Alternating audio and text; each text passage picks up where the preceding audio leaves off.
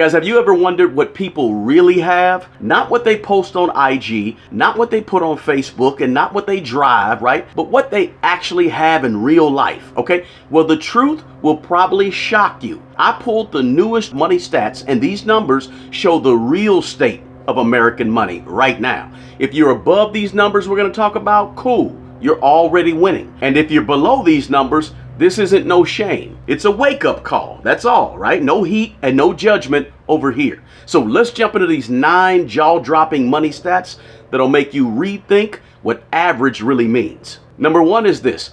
1 in 8 Americans receive benefits from the federal government to eat. SNAP benefits. About 42 million people, roughly 1 out of every 8 Americans, are on food stamps.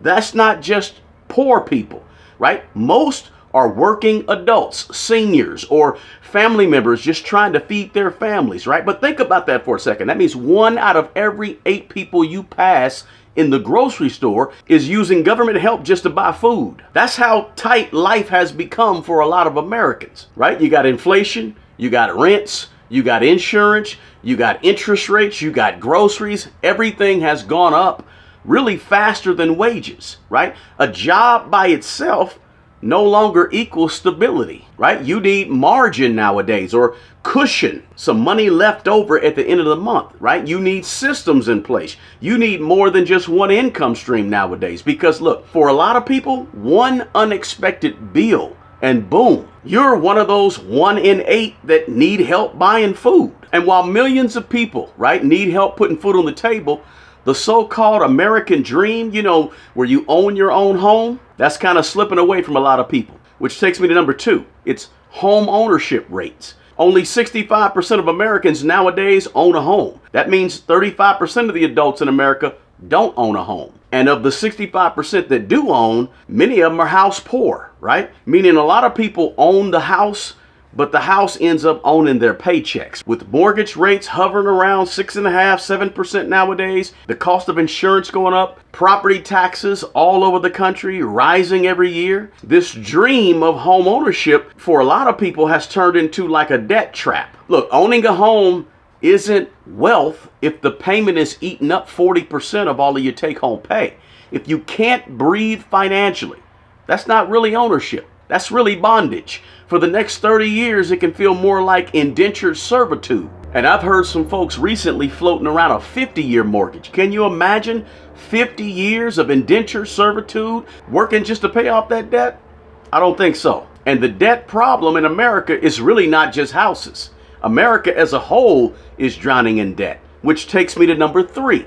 The third crazy money stat that will shock you is household debt in America. Right now, the total is $18.5 trillion. That's the total household debt in America. That's mortgages, car loans, student loans, credit cards, everything, right? Americans, let's face it, Americans are addicted to borrowing as a society. Why are we addicted to borrowing? Because the system needs us to be borrowers to keep the machine running. In my opinion, the borrower is still slave to the lender. Debt in America has grown faster than income has grown over the last decade. But here's the deal. Income doesn't build wealth. Margin, cushion, what you have left every single month after you pay all your bills, that cushion is what builds wealth, right? Look, you can make $100,000 a year and still be broke if you owe $110,000, right? But there's many people making 6 figures in America that don't feel like they really make a lot of money. So listen, if debt is that high, you'd hope people would at least have some cash saved up for emergencies, right? Wrong. That takes me to the 4th jaw-dropping, shocking money stat. And that is that only 46% of adult Americans can cover 3 months of expenses. Think about that for a second. According to Bankrate, only 46% of adults in America could cover 3 months of their expenses if they lost their job. And about 24%, nearly a quarter of the country, have no emergency savings at all. That's half the country living paycheck to paycheck. One flat tire, one medical bill, a missed paycheck, and people start scrambling. Look, if you don't tell your money where to go nowadays, life is going to end up telling your money where to go. So look, If I were you, if you're watching this video and you don't have an emergency fund, start with just 1 month of your expenses saved up, and then build that thing up to 3 and to 6 and maybe 7 or 8, right? But you need a buffer, right? Because your buffer is going to turn your panic into peace. Now, imagine trying to build this safety net emergency fund while trying to pay for a kid's college or your own college.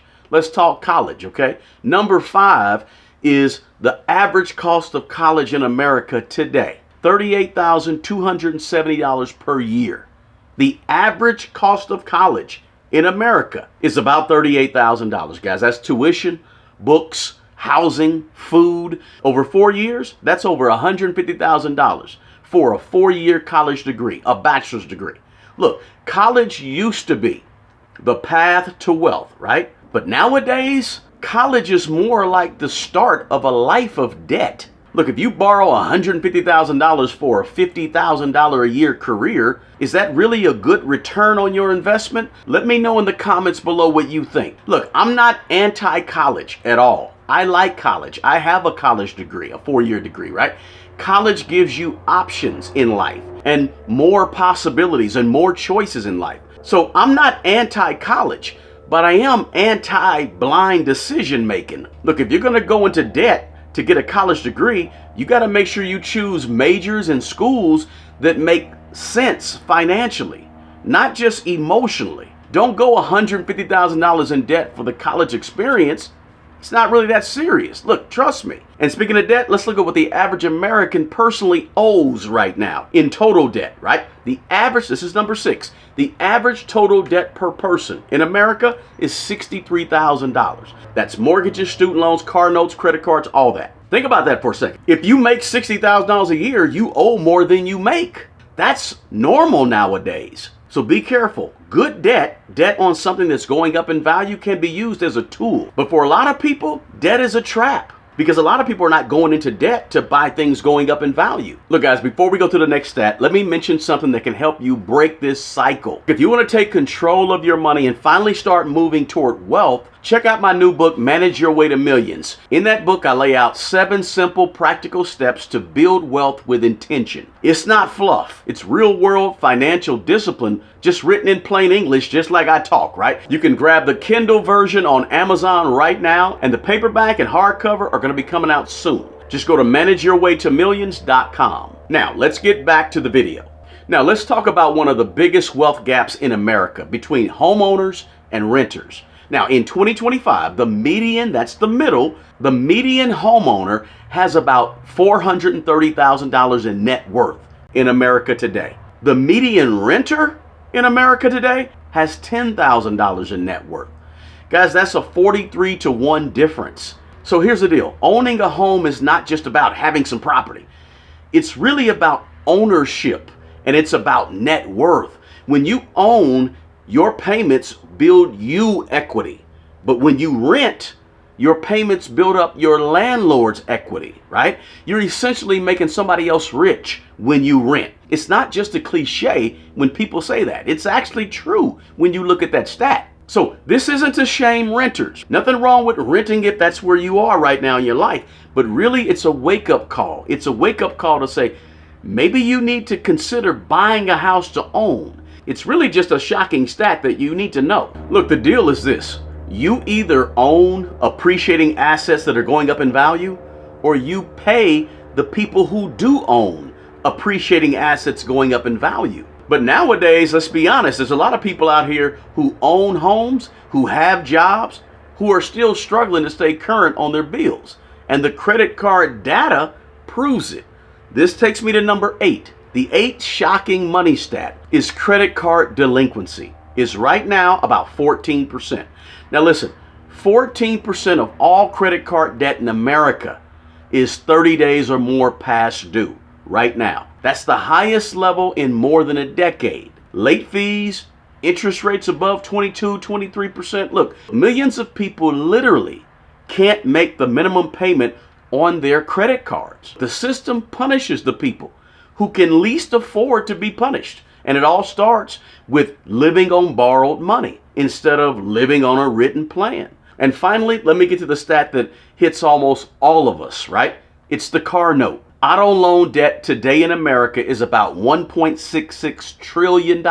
Listen, the average new car payment in America today is $749 a month. No joke. 7-year loans nowadays are standard. It used to be the 60-month loan, right? The 5-year loan. But people nowadays, look, it's nothing to go ahead and just have a car payment for 7 years, no big deal, right? People are paying luxury prices for average vehicles today, right? Most people are financing that car that makes them look successful, or they think makes them look successful, instead of building habits that actually create real success. Look, in my opinion, you drive a car that fits your mission, not necessarily your ego. Look, if your mission is to get from point A to point B, you don't need the brand new Lexus. You don't need the brand new Mercedes-Benz, right? You just don't. So there you have it, guys. That's the 9 jaw-dropping money stats that show what people really have. These aren't random numbers. They're really like mirrors, right? Mirrors showing us how the average person lives, spends, and struggles today. But look, you don't have to be average. You can move different, right? You can plan different. You can actually build wealth differently than the average person. If you need a roadmap, I teach it in my framework, the 4 steps to maximize your money. Just go over to smartmoneybro.com and check it out. Look, if you got value from this video, do me a favor and share this video with somebody you know. Also, drop me a comment below and let me know which one of these money stats shocked you the most. Remember, the best person to take care of the old you is the young you. Until the next video, peace.